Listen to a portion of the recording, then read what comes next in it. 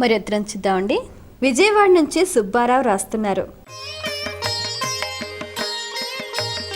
సంధ్యావందనం సమయంలో జపమాల, రుద్రాక్ష పనికిరాదని తులసిమాలే వాడాలంటున్నారు. నిజమేనా? తెలియచేయగలరు అంటూ రాస్తున్నారు. నిజాన్ని నిజంగా మనం మాట్లాడుకుందాం. సంధ్యావందనం చేసేటటువంటి సందర్భంలో అంగన్యాస కరన్యాసాలు అయిపోయాక ఆ చేయబడేటటువంటి మంత్రం కోసం ఇలా జపమాలని తిప్పడమే ప్రారంభిస్తే, ఈ వేలు కాకుండా తిప్పడం ప్రారంభిస్తే దృష్టి మొత్తం ఈ సంధ్యావందనానికి సంబంధించిన ఈ మంత్రం కంటే కూడా ఈ జపమాల మీదకి పోతూ ఉంటుంది. నిజాన్ని నిజంగా చెప్తున్నాను. ఇంకా కొలికిపోసే ఎంతసేపట్లో వస్తుందా, ఇంకేదో కొద్దిగా ఉన్నట్టుంది అని కొలికిపోసి రాగానే అమ్మాయ ఒక 108 అయింది, ఇప్పుడు మనం ఆఫీస్కి ఎన్నింటికి వెళ్ళాలి, ఎన్ని అవుతాయి, ఈ ఆలోచనలు అన్నీ వస్తాయి.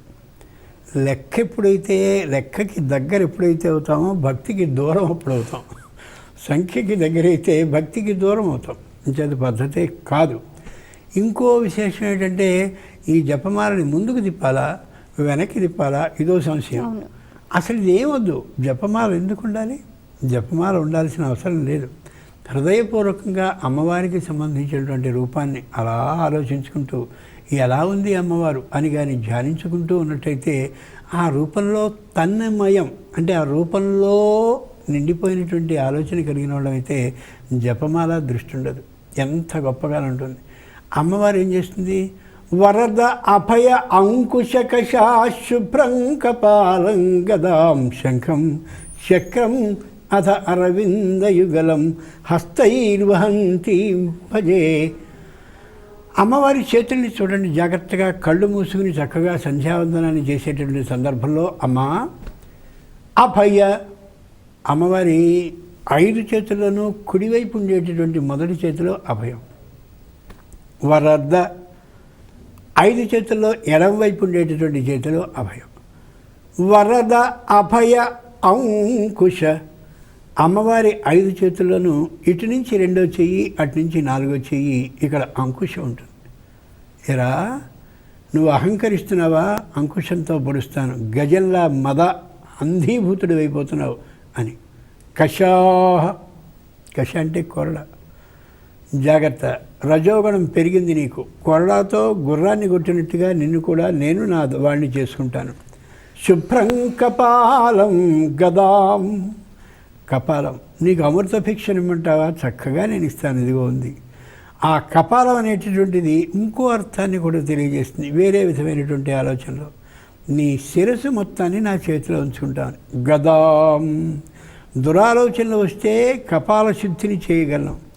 ఒకవేళ నువ్వు వినకపోతే ఏ గద అయితే ఉందో అది చేయగలను. శత్రువుల విషయంలో ఇన్నింటిని. కపాలం గదాం శంఖం, శంఖం ఎడమ చేతి వైపు ఉంటుంది, చక్రం ఇటు ఉంటుంది. శంఖం చక్రం, నీ అమోఘమైనటువంటి కంఠాన్ని చక్కగా ప్రతి అక్షరము స్పష్టంగా పలికేలా చేయగలిగిన శక్తి నాకుంది. కాలచక్రాన్ని అదుపు చేయగలిగినటువంటి శక్తి నాకుంది. అరవిందయుగలం, 2 చేతుల్లోనూ ఇటు అటు పద్మం ఉంటుంది. ఇలా ఈ కనిపించేటటువంటి ఈ ఆయుధాలన్నింటినీ జాగ్రత్తగా చూసుకుంటూ నీలో అహంకారాన్ని మదాన్ని తొలగించుకుంటూ దుర్మార్గపు ఆలోచనల్ని తొలగించుకుంటూ సన్మార్గంగా నువ్వు ప్రయాణించగలిగితే మంత్రాన్ని పలికించేటటువంటి శంఖధ్వనిని నీకు ఏర్పాటు చేస్తాను. పలికించగలిగిన విధంగా నీ కంఠాన్ని శంఖంగా మార్చి చేయగలను. శాశ్వత కాలం అదే పఠించేటటువంటి తీరుని చేయగలవు. అప్పుడు నువ్వు చక్కనైనటువంటి అరవిందం, అంటే పద్మం ఏ విధంగా సంపూర్ణమైన ఆకర్షణీయమైన విధానంలో కనిపిస్తుందో అలా నేను చక్కగా చేయగలను. ఈ సహస్రాన్ని పూర్తిగా తెరిపించి నీకు చూపించగలను, వశంలో ఉండేలా చేయగలను. అలా ఉంటుంది.